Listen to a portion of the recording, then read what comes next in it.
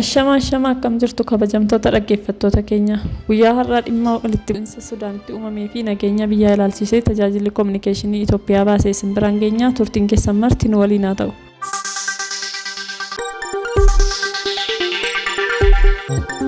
Lammiiwwan biyyoota adda addaa 370 ol ta'an gara Asoosaa Kurnak galanii jiru. Karaa Beenishaangul Gumuz galaa kan jiran lakkoofsi baqattootaa baay'ee dabalaa dhufeera. Mootummoonni gamtoomanii deeggarsa lammummaa godhan UN Sudaanotni 444 kan ga'an godina Asoosaa aanaa Kurnak galanii jiraachuu beekameera. Gara 18,000 kan ta'an immoo karaa mootummaatiin Itoophiyaa galuu isaanii dhaabbatni UN dubbatee jira. Walitti bu'iinsa Sudaan baqattoota naannoo gara Gaambeellaatti warreen ce'an jiraachuus dubbatamaa jira. Dhaabbatni deeggarsa mootummaa gamtoomanii sababii walitti bu'iinsa kanaatiin uummatni hedduun baqachaa jiraachuus dubbatee jira. Walitti bu'iinsi Sudaan akkuma itti fufeetti jiraachuus himameera.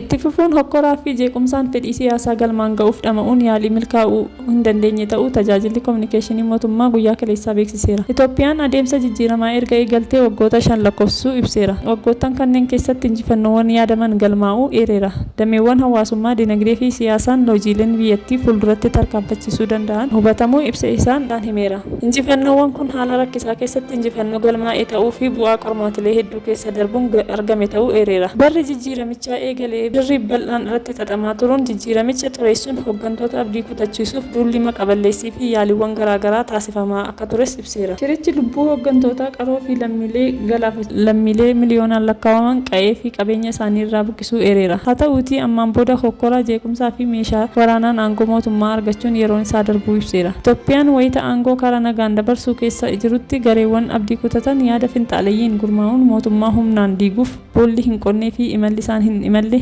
kan hin jirre ta'uu eereera. Kutaalee biyyattii garaagaraatti gareewwan yaada finxaaleeyyiin gurmaa'an nageenyaa fi tasgabbii uummataa booressuuf socho'aa jiraachuu himeera. Finxaaleeyyiin kunneen yeroo tokko amantaa, yeroo biraa immoo saba daa'effachuun aangoo mootummaa to'achuuf shira hedduu xaxaa jiraachuu eereera. Gaaffii fi fedhiin kamiyyuu karaa obbolummaa, tokkummaa fi walqixxummaan ala milkaa'uu akka hin dandeenye qaamni hundi hubachuu akka qabu ibseera. Wayita mootummaan yeroo kamiyyuu caalaa dimokiraasii dhugaa fi sirna federaalizimii sabdaneessaa hojiirra oolchuun tokkummaa, walqixxummaa fi sabdaneessummaa akka mirkanaa'uuf hojjechaa jirutti humnaa fi shiraan aangoo qabachuun kan hin danda'amne ta'uu hubatamuu akka qabu himeera. Mootummaan caasaa nageenyaa cimsuun raayyaa ittisaa cimaa tokko ijaaruun rakkoo nageenyaa biyyattii waaraan furuuf hirmaannaa olaanaa taasisaa jiraachuu eereera. Gaaffii fi komii kamuu marii fi karaa nagaan furuuf filannoo nageenyaa mootummaan qaamolee hidhannoon socho'aniif dhiyeessii bu'aa gaarii argamsiisaa jiraachuu himeera. Haalli nageenya biyyattii eegalamee akka itti fufuuf mootummaan murannoo cimaa qaburraa kan ka'e tarkaanfii finxaaleeyyiin fudhataa jiran obsaan bira darbaa turuu ibseera. Yaa ta'uutii finxaaleeyyiin obsa mootummaa akka sodaatti ilaaluun badii isaanii itti fufuu eereera. Mootummaan nageenyaa fi tasgabbii uummataaf jecha finxaaleeyyii irratti tarkaanfii cimaa fudhachuu eegalee cimsee kan